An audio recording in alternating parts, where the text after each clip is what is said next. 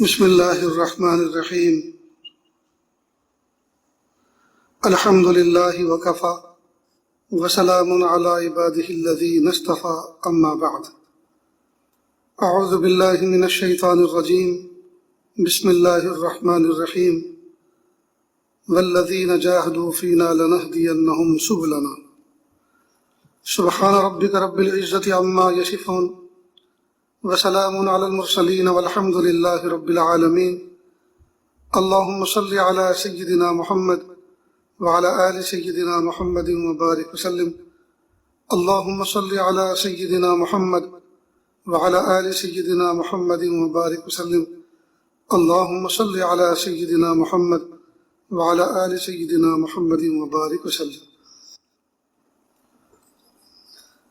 رمضان مبارک کی 15 تاریخ ہے، سن 1441 ہجری ہے، مئی مہینے کی 9 تاریخ ہے تو سن 2020 عیسوی ہے۔ لاک ڈاؤن کا زمانہ ہے اور کرونا وائرس کی وبا ہے۔ اللہ تعالیٰ سے دعا ہے کہ اللہ پاک اس وبا سے انسانوں کی حفاظت فرمائے اور انسانوں کو اپنی معرفت اور اپنی قدرت پہچاننے کا ذریعہ بنائے۔ اللہ تعالیٰ نے اس دنیا کو دارالاسباب بنایا ہے، یہاں ہر چیز کسی نہ کسی سبب کے ساتھ جڑی ہوئی ہے۔ یہ عالم خلق ہے، یہ عالم امر نہیں، ایک عالم امر ہے، ایک عالم خلق۔ عالم امر وہ جگہ جہاں اللہ تعالیٰ ارادہ فرمائیں گے اور کہیں گے ہو جا تو وہ ہو جائے گی، جبکہ دنیا میں اللہ تعالیٰ نے ایک تخلیق کا نظام بنایا، ایک ترتیب بنائی ہے، اس کو کہتے ہیں دارالاسباب۔ یہاں اگر آپ کو ہوا چاہیے تو سر کے اوپر چھت پر پنکھا لگاؤ، اس کو چالو کرو، اس میں کنیکشن کرو تو وہ ہوا دے گا۔ تو ہوا کے لیے پنکھے کو سبب بنایا۔ اگر آپ کو غلہ، سبزی، ترکاری چاہیے تو کھیت کو جوتو، اس میں بیج ڈالو، ترتیب کے ساتھ کھاد پانی کا خیال رکھو، اللہ تعالیٰ کچھ دنوں کے بعد زمین سے سبزہ اگائیں گے، غلہ اگائیں گے۔ تو اللہ پاک نے دنیا میں ہر چیز کو سبب بنا دیا، درخت کو پھل کے لیے سبب بنا دیا اور اولاد کے لیے ماں باپ کے تعلق کو سبب بنا دیا۔ تو یہ دنیا دارالاسباب ہے۔ اسباب کو چھوڑ کر اگر کوئی آدمی سوچے کہ میں کھا لوں گا، میں پی لوں گا، میں شکم سیر ہو جاؤں گا، میری ضرورتیں پوری ہو جائیں گی، یہ بیوقوفی ہے۔ اللہ پاک نے اس دنیا کو دارالاسباب بنایا۔ آج کل نوجوان بچے جب ان سے یہ کہا جائے کہ بھئی نیک بنو، تقوی اختیار کرو، گناہوں کو چھوڑو، تو وہ سامنے سے کئی مرتبہ کہہ دیتے ہیں اور کئی مرتبہ زبان سے نہیں کہتے، لیکن ان کی باڈی لینگویج کہتی ہے کہ یہ اس بات کو ایکسیپٹ نہیں کر رہے، قبول نہیں کر رہے، بلکہ وہ سوچتے ہیں کہ مولانا کیا ہمیں آپ نیک بنانے کی بات کر رہے ہیں؟ انٹرنیٹ کا زمانہ ہے، یہ 3G 4G اور 5G کا زمانہ ہے اور یہ گناہوں کا دور ہے، یہاں بچنا بہت مشکل کام ہے۔ تو وہ گوئے سرنڈر کر جاتے ہیں، دست شکست بلند کر دیتے ہیں اور ہمت ہار جاتے ہیں اور کہتے ہیں کہ نیک زمانہ، نیک بننے کا وہ تھا جس میں اللہ کے نبی صلی اللہ علیہ وسلم دنیا میں تھے، صحابہ کرام دنیا میں تھے۔ اب جو ہے وہ لوگ بھی نیکی کے ساتھ ساتھ خود بھی چلے گئے اور وہ دور بھی اپنے ساتھ لے کر چلے گئے۔ اب تو گناہوں کا زمانہ ہے، شیطان کے کھلا دور ہے، لہذا اب نیک بننا مشکل ہے۔ تو اکثر و بیشتر نوجوان بچے ہمت ہار کے بیٹھ گئے۔ آج کی اس محفل میں بس اسی طرح کی گفتگو کرنی ہے کہ ہم ہمت نہ ہاریں۔ اللہ پاک نے جتنے اسباب ہمیں اختیار، اللہ تعالیٰ نے ہمارے اختیار میں جتنے اسباب دیے ہیں ان اسباب کو ہم اختیار کریں۔ اللہ پاک نے ہمتوں کا خزانہ ہمارے دل کے اندر رکھا ہے، ہمارے جسم کے اندر رکھا ہے، اس ہمت کو استعمال کریں۔ یہ بہت بڑی دولت ہے۔ جب آدمی ہمت کرتا ہے اور ہمت کے ساتھ ساتھ اللہ تعالیٰ کی طرف رجوع کرتا ہے، دعا کرتا ہے، اللہ تعالیٰ کی مدد شامل حال ہوتی ہے۔ اگر بندہ ہمت کر کے اور دعا کر کے قدم نہ بڑھائے اور یہ سوچے کہ بس میں بیٹھے بٹھائے نیک بن جاؤں، تو یہ تو بیکاری ہے، یہ تو تعطل ہے۔ جب دنیا کے کاموں میں بندہ ہمت کرتا ہے، کوششیں کرتا ہے، اور اللہ پاک اس کی ہمتوں پر، اس کی کوششوں پر ثمرہ مرتب فرماتے ہیں، نتیجہ مرتب فرماتے ہیں، تو بندہ آخرت کے باب میں اللہ رب العزت کی ذات کے ساتھ میں یہ معاملہ کیوں نہیں کرتا کہ جتنا کام میرے حصے کا ہے میں اتنا کام پورا کر لوں، تاکہ آگے کے کام اللہ پاک پھر اپنے فضل سے پورا کر دے۔ بہت سے لوگ یوں کہتے ہیں کہ جنت تو اللہ تعالیٰ اپنے فضل سے دیں گے، ہمارے اعمال کام نہیں آئیں گے۔ اصل میں اس بات کو اچھی طرح سمجھ لینا چاہیے، یقیناً جنت اللہ کے فضل ہی سے ملے گی، بخشش اللہ کے فضل سے ہوگی، لیکن اس فضل مرتب کرنے والے رب نے ہمارے ذمہ ایک ضابطے کی کارروائی رکھی ہے، اور اس کے لیے ایک بہت بڑا نظام چلایا ہے۔ انبیاء کرام کو بھیجا، پھر انبیاء کرام نے جد و جہد کی، انبیاء کرام نے اپنے زمانے میں مشقتیں اٹھائیں، تکلیفیں اٹھائیں، کیونکہ اللہ رب العزت نے ایک نظام جو ہے متعارف کرانا تھا، لوگوں کے سامنے آشکارا کرانا تھا، تو انبیاء کرام نے خود عمل کیے۔ اپنے زمانے پیارے محبوب صلی اللہ علیہ وسلم نے اپنی زندگی کی آخری نماز بھی پڑھی، وہ تو بخشے بخشائے تھے، لیکن نہیں، انہوں نے ایک عمل دکھایا، وار عصا وار عصا، اللہ کی طرف متوجہ ہو کر، ہائے میرا سر، ہائے میرا سر، اے اللہ میرے سر کو کیا ہو گیا، اللہ شفا دے دیجیے۔ تو شفا کے لیے دعا مانگنا اور شفا کے لیے جو ہے شفا کے پیچھے تکلیف سے کراہنا، یہ علامت ہے اس بات کی کہ ایک بشر تھے، بشر میں اعلیٰ فرد تھے، بشر میں اعلیٰ فرد تھے، وہ بشر تھے، اور جو ان کو ضرورتی چیزیں محسوس ہوتی تھی وہ ہمیں محسوس ہوتی ہیں، جن چیزوں کی ضرورت ان کو تھی، انہیں کھانے پینے کی ضرورت تھی، کھانے پینے کی ہمیں ضرورت ہے۔ تو یقیناً اللہ کے نبی صلی اللہ علیہ وسلم اگر بشر میں سے نہ ہوتے تو ہمارے لیے وہ آئیڈیل پرسن نہیں بن سکتے تھے، ہمارے لیے نمونہ نہیں بن سکتے تھے۔ تو محبوب صلی اللہ علیہ وسلم بشر میں تھے، البتہ بشر کا اعلیٰ فرد تھے، تو محبوب نے ہمارے لیے ایک زندگی نمونے کی زندگی چھوڑی، نمونے کی زندگی چھوڑی ہے، اور اس نمونے میں یہ ہے کہ خود نے عمل کیا، بخار میں اور تکلیف میں نمازیں پڑھی۔ معلوم ہوا کہ ہمیں عمل کی دعوت دے کر گئے، چھوڑ کر گئے کہ جیسے میں عمل کرتا تھا تم بھی عمل کرنا۔ میں وقت کا نبی ہو کر، اللہ کا لاڈلا ہو کر، فرشتوں کی قطار میرے سامنے ہوتے ہوئے اور وحی کا تسلسل ہوتے ہوئے، اللہ کی مدد اور رحمتیں ہوتے ہوئے، باوجود اس کے مجھے عمل کرنا پڑتا ہے، اپنے آپ کو تھکانا پڑتا ہے، کھپانا پڑتا ہے، میرے پیر متورم ہو جاتے ہیں۔ تو جب میں نبی ہو کر، اتنے بڑے مرتبے پہ فائز ہو کر، میں جو ہے ان اعمال کو نہیں چھوڑ سکتا اور مجھے نفر نہیں ان اعمال کو چھوڑنے سے، تو تم میرے امتی ہو کر کیسے چھوڑ سکتے ہو اور کیسے جو ہے بھروسہ کر کے بیٹھ سکتے ہو؟ تو یقیناً اللہ کے محبوب صلی اللہ علیہ وسلم کی ذات میں ہمارے لیے بہترین نمونہ ہے۔ رہی بات یہ کہ اب جو ہم اعمال کرتے ہیں تو کیا یہ اعمال اس قابل ہیں کہ وہ اللہ کو پسند آ جائیں؟ کبھی بھی نہیں۔ جو ہم اعمال کرتے ہیں وہ اللہ کی شان نشان ہو ہی نہیں سکتے۔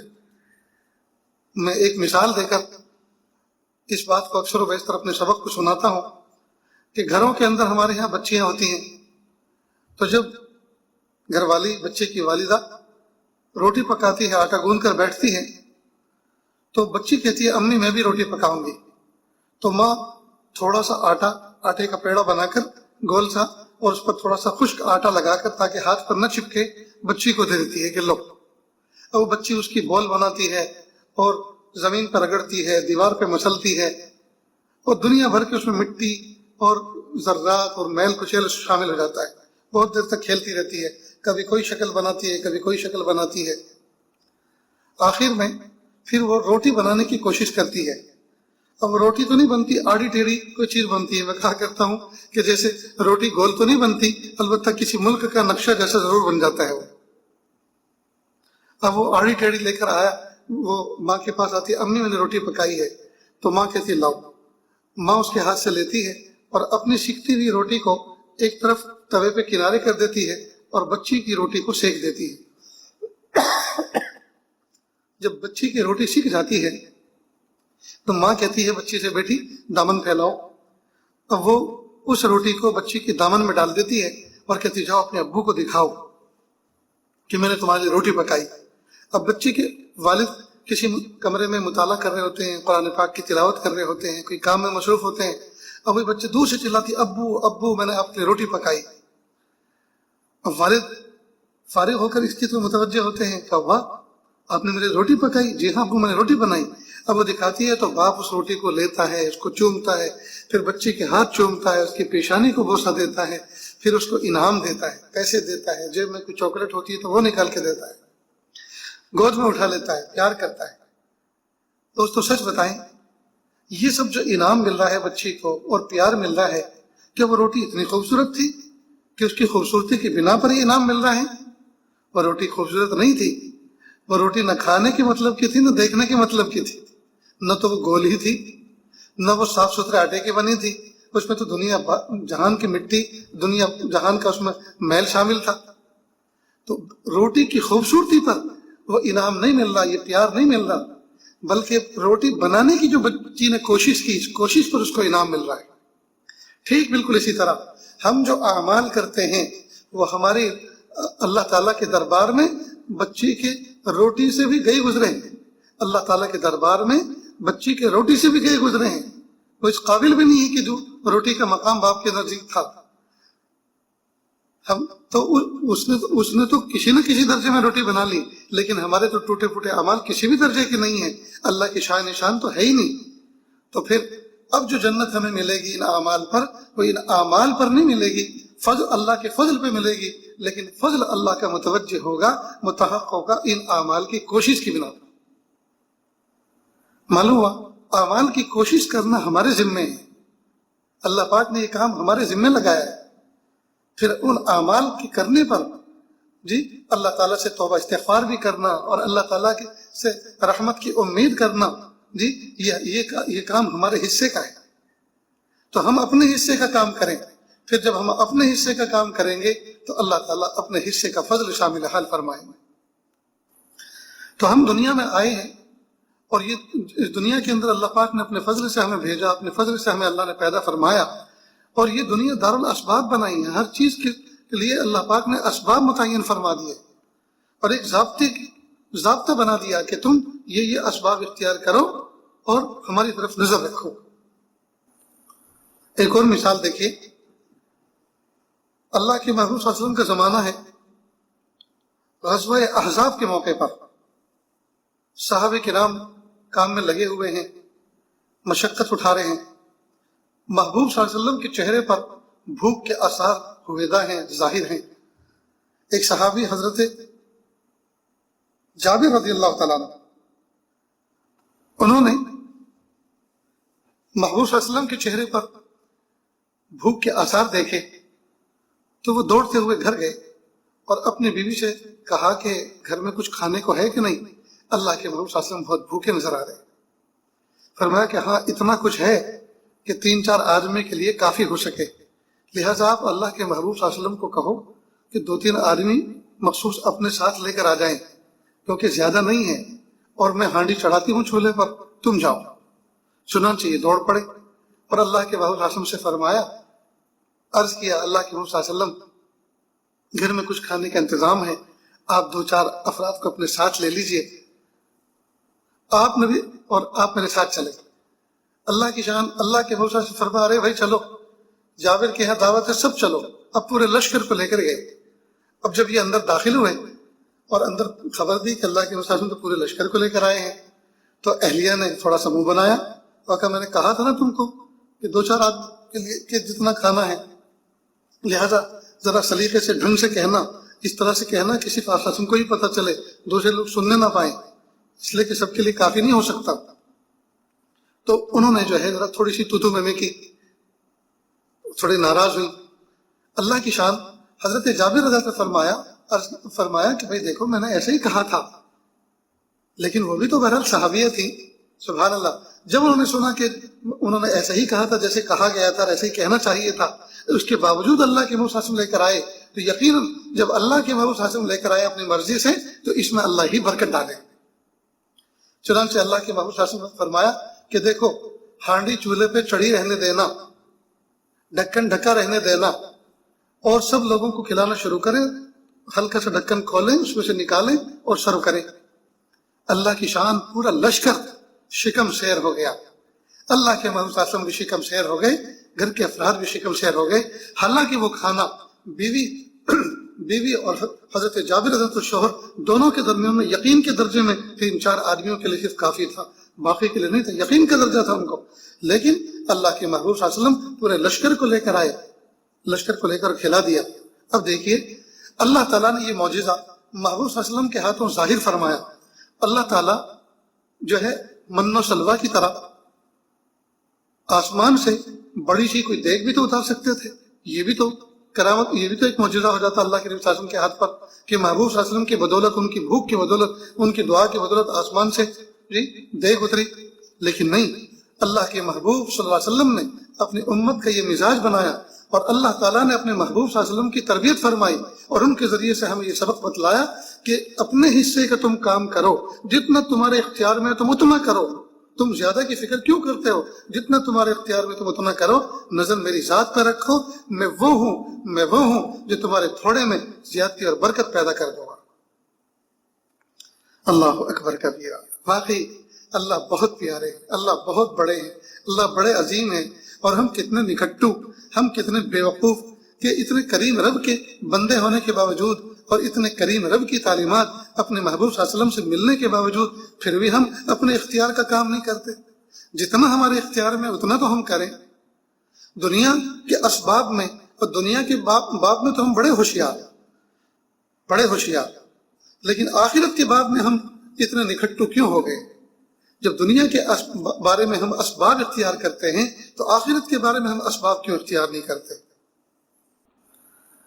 ایسے ہی موقع، ایک واقعہ غزوہ تبوک کے موقع پر پیش آیا کہ اللہ کے محبوب صلی اللہ علیہ وسلم صحابہ کرام کے ساتھ چل رہے تھے. محبوب صلی اللہ علیہ وسلم فرمایا کہ ایک مقام آئے گا، وہاں چشمہ ہے، پانی بہت تھوڑا سا ہے، جب وہ آئے تو مجھے بتانا. تو وہاں پانی واقعی اتنا تھا کہ چند افراد اس کو استعمال کرتے تو ختم ہو جاتا. محبوب صلی اللہ علیہ وسلم نے اپنے دست مبارک اس کے اندر ڈالا اور کہا کہ پانی پینا شروع کرو. یہاں تک کہ صحابہ کرام نے جانوروں کو پانی پلایا، خود بھی پانی پیا، اور جو کچھ برتن تھے وہ بھی بھر لیے. تو دیکھیے آپ نبی کے صلی اللہ علیہ وسلم نے ہاتھ ڈالا اور اللہ تعالیٰ سے دعا فرمائی. معلوم ہوا اتنا کام ہمارے اختیار میں تھا تو محبوب صلی اللہ علیہ وسلم نے اپنا اختیار استعمال کیا. تو محبوب نے ہمیں یہ بتایا کہ اللہ پاک نے ہمارے حصے کا جو کام رکھا ہے، جتنا ہمارے اختیار میں ہے ہم اتنے کام کرنے چاہیں، ہم اتنے کام کے مکلف ہیں. اس کے بعد آگے کا نتیجہ اللہ کے ہاتھ پر چھوڑ دو، اللہ کے اوپر چھوڑ دو. اس لیے کمی اصل میں ہماری ہے، کمی ہماری، کوتاہی ہماری ہے. ہم تو مائل و کرم ہے، کوئی سائل ہی نہیں. اللہ تعالیٰ تو اتنے غفور الرحیم ہے، اللہ تو اتنے غفور الرحیم ہے. حضرت ابو ذر غفاری رضی اللہ عنہ فرماتے ہیں، جو صحابہ کرام کے درویش تھے، درویش صفت انسان تھے صحابہ کرام کی دنیا میں، یہ ایک درویش صفت انسان تھے. حضرت ابو ذر غفاری رضی اللہ عنہ فرماتے ہیں کہ اللہ کے نبی صلی اللہ علیہ وسلم نے فرمایا. تو جب یوں فرما رہے ہیں کہ اللہ کے نبی صلی اللہ علیہ وسلم فرمایا، اور اللہ کے نبی صلی اللہ علیہ وسلم فرماتے ہیں کہ مجھے اللہ نے فرمایا، تو یہ راوی اللہ کے محبوب صلی اللہ علیہ وسلم ہے. تو جب اللہ کے محبوب صلی اللہ علیہ وسلم اس طرح سے بیان فرمائیں کہ مجھے اللہ نے فرمایا، تو جب راوی اللہ کے محبوب صلی اللہ علیہ وسلم ہوتے ہیں اور بات اللہ کی ہوتی ہے تو یہ حدیث قدسی کہلاتی ہے. تو یہ کوئی معمولی درجے کی بات نہیں ہے، یہ بہت پائے کی بات ہے، یہ بہت پائے کی بات ہے. کہ جو بندہ عمل کرتا ہے میں اس کو 10 گنا اجر دیتا ہوں. کیا فرمایا محبوب صلی اللہ علیہ وسلم؟ کیا فرما رہے ہیں کہ اللہ پاک نے فرمایا جو بندہ عمل کرتا ہے میں اس کو 10 گنا اجر دیتا ہوں، اور جو کوئی گناہ کرتا ہے تو اس کو سزا اتنی ہی دیتا ہوں جتنا اس نے گناہ کیا، یا معاف کر دیتا ہوں. قربان جائیے، ہم نے مثال کے طور پر سبحان اللہ پڑھا، تو ایک بار سبحان اللہ پڑھا تو اللہ پاک نے 10 گنا اس کا اجر عطا فرمایا. ہم نے الحمدللہ پڑھا تو اللہ نے 10 گنا اس کا اجر فرمایا، مرتب فرمایا. ہم نے کوئی ایک نیک کام کیا، اللہ پاک نے 10 گنا اس کا اجر مرتب فرمایا. 1 روپیہ اللہ کے راستے میں دے، اللہ پاک نے 10 گنا اس کا اجر مرتب فرمایا. تو نیکیوں کے بارے میں تو اللہ کا یہ ماپ دنڈ ہے، اللہ پاک نے یہ ضابطہ بنایا. لیکن گناہ کے بارے میں ہونا یہ چاہیے تھا کہ جب اس رب نے نیکی کا درجہ اس طرح کا رکھا ہے تو ہم جو گناہ کریں تو اس کو بھی ملٹیپلائی کر کے اللہ تعالیٰ اس کا گناہ اور اس کی سزا مرتب کرتے. ایک گناہ کیا تو 10 گنا بلکہ 15-20 گنا ہونا چاہیے تھا. کہ میں جب اتنا غفور رحیم، اتنا کریم رب ہوں تو تمہیں یہ کیا سوچی تھی کہ تم میری نافرمانی کرنے پر اتر آئے تو میں 20 گنا تمہیں اس کا گناہ دوں گا، 20 سے ملٹیپلائی کرتے. لیکن قربان جائیے اللہ غفور رحیم ہے. اللہ نے فرمایا جب کوئی بندہ گناہ کرتا ہے، جب میری کوئی نافرمانی کرتا ہے تو میں صرف سزا اتنی دیتا ہوں جتنا اس نے گناہ کیا. یعنی ایک گناہ کیا ہے تو ایک ہی درجے کا گناہ اس کا لکھا جاتا ہے، اس کو ملٹیپلائی نہیں کیا جاتا، یہ معاف کر دیتا ہوں. اللہ اکبر کبیر، اللہ اکبر کبیر۔ میرے پیارے رب، آپ غفور رحیم ہیں، آپ بڑے ہیں، آپ بڑے ہیں، آپ پوری امت کو معاف کر دیجیے۔ اللہ جی آپ ہم سب کو معاف کر دیجیے، ہمیں اچھے اعمال کی توفیق دے دیجیے۔ اللہ ہمیں اچھے اعمال کی قدم قدم پہ ہدایت اور توفیق عطا فرما دیجیے۔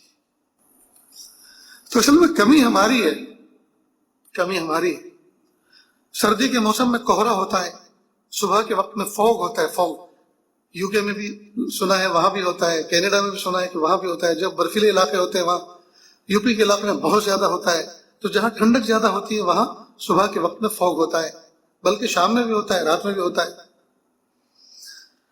اب جب فوگ ہوتا ہے اور دن میں آدمی کو کہیں سفر کرنا ہو تو پوری دنیا گویا پورا جہان دھوئیں سے، فوگ سے بھرا ہوا ہوتا ہے، ہاتھ سجھائی نہیں دیتا۔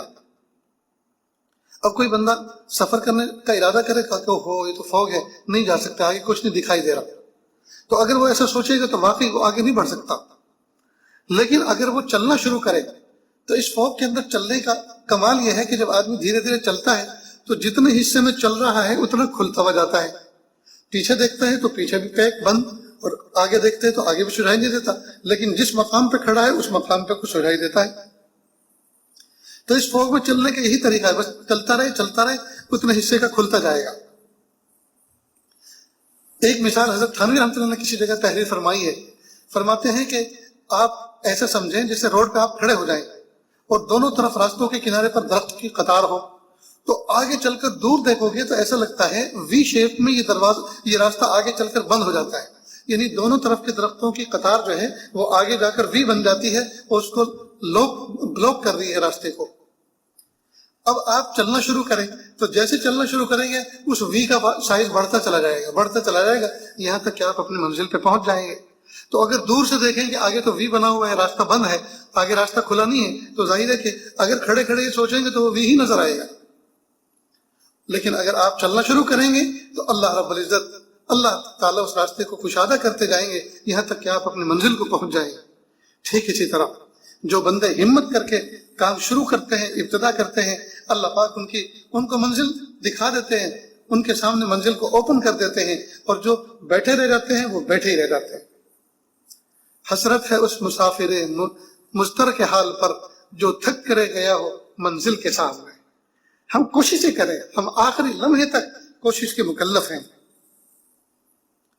اور یہ کوشش کرنا کتنا ضروری ہے، کہاں تک کرنا ہے، قربان جائیے۔ حضرت یوسف علیہ السلام کو زلیخا نے، وقت کے بادشاہ کی بیوی نے، زلیخا نے، جو پر اثر تھی یعنی پر رسوخ تھی اور جس کے قبضے میں اس وقت سب کچھ تھا، اللہ کی شان، اس نے بہت مضبوط پلاننگ کی تھی گناہ کی، یہاں تک کہ دروازے بند کر دیے تھے، لاک کر دیا تھا ان کو۔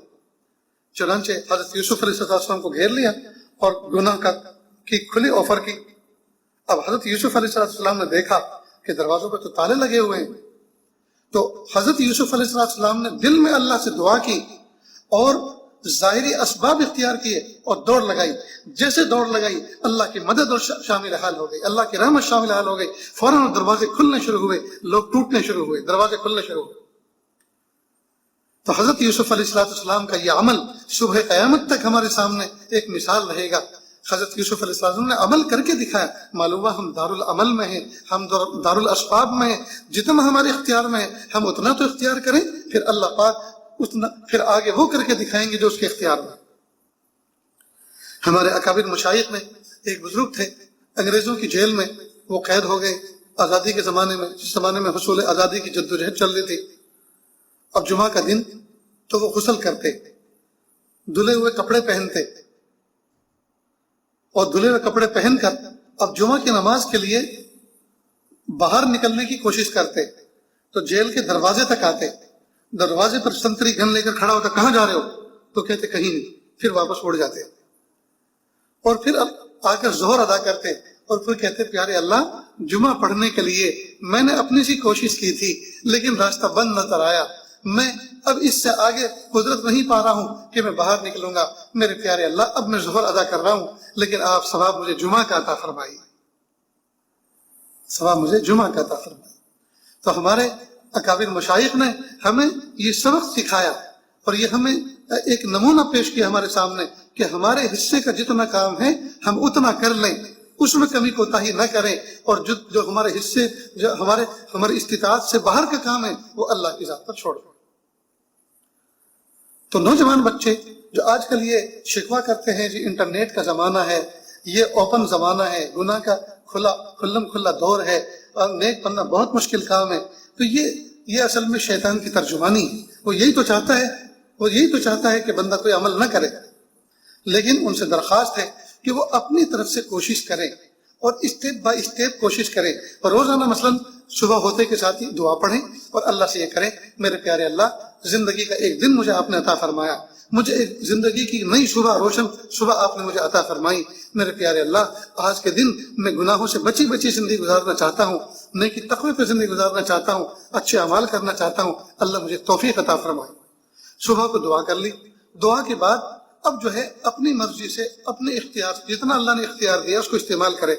مثلا آج سوچ لے کہ آج مجھے دن بھر بد نگاہی نہیں کرنی، اور گزرے ہوئے دن سے مجھے آج کا دن اچھا گزارنا ہے، اور گزرے ہوئے دن سے آج مجھے زیادہ نیکی کرنی ہے، مجھے صلاۃ التوبہ بھی پڑھنی ہے، اور مجھے کچھ روپیے اللہ کے راہ میں صدقہ خیرات بھی کرنا ہے، اور مجھے اپنے خاندان میں بہت سے گھر ایسے ہیں جن کو فزیکل خدمت کی ضرورت پڑتی ہے، مجھے ان کے ہاں جا کر حاضری دینی ہے، اور میں ان کی کچھ خدمت کروں گا جو میرے اختیار میں ہے۔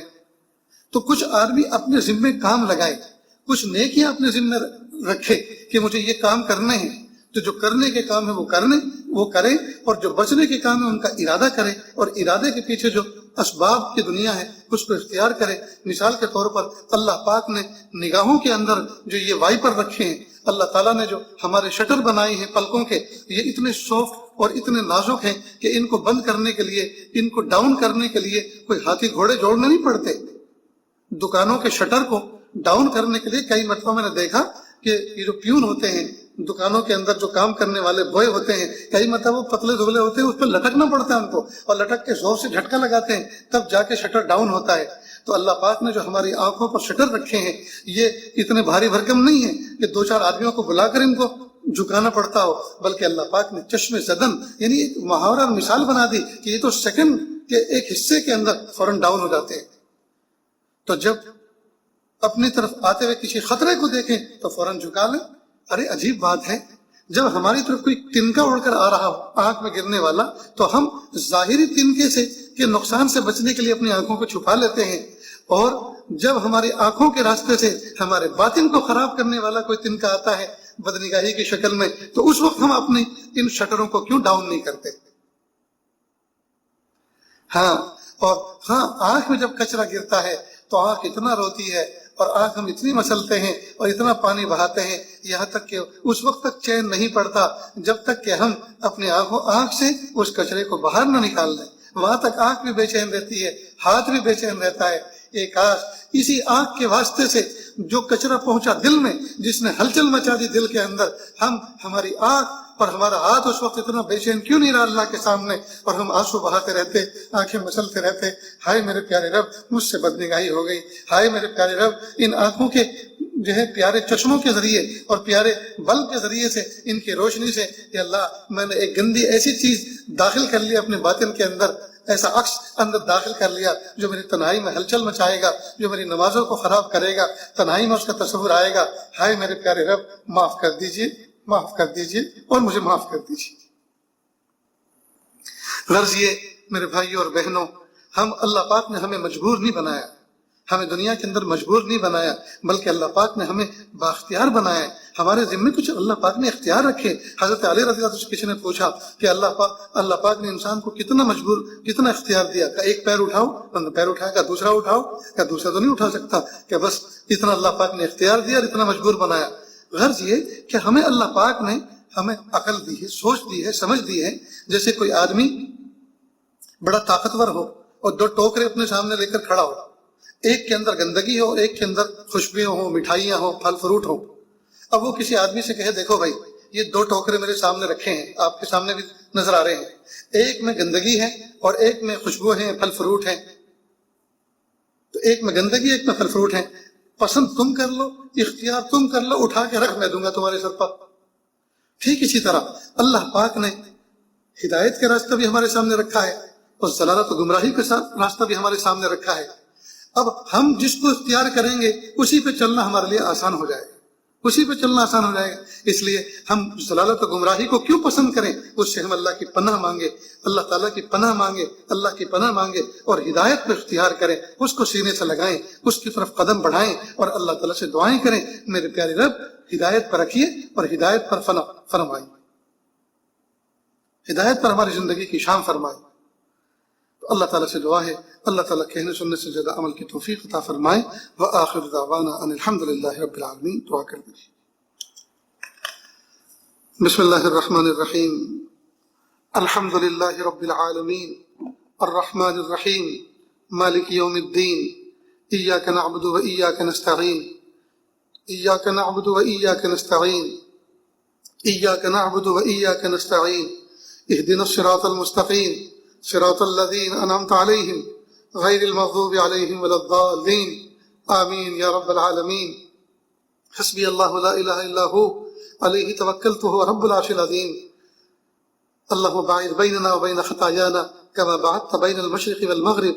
اللہ جی ہم ظاہر میں آپ کے بندے اور بندیاں ہیں، حقیقت میں نہایت گندے ہیں۔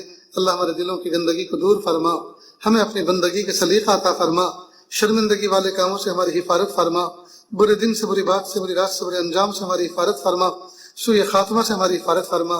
اللہ جی یہ ہاتھ اٹھائے جانے کے قابل نہیں اور یہ زبان کو سوال کرنے کے قابل نہیں، آپ سے نہ مانگے تو کس سے مانگے، آپ سے سوال نہ کرے تو کس سے سوال کرے۔ ایک کمزور ایک قوی کے دروازے پر، ایک سائل ایک سخی کے دروازے پر حاضر ہے۔ میرے پیارے اللہ رحم فرما دیجئے، میرے پیارے اللہ رحم فرما دیجئے۔ یا اللہ ہم کمزور، ہمارے ارادے بھی کمزور، یا اللہ اپنی قدرت والی یا اللہ توفیق ہمیں عطا فرما دیجئے، یا اللہ اپنی قدرت سے ہمیں توفیق عمل عطا فرما دیجئے۔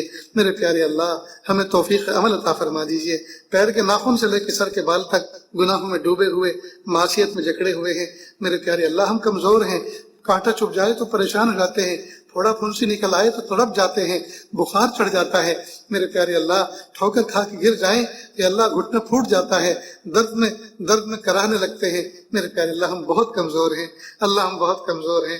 اللہ ہمیں قوت عطا فرما، ہمارے ارادوں میں قوت عطا فرما، یا اللہ ہمارے کاموں میں برکت عطا فرما، یا اللہ رحمت کا معاملہ فرما۔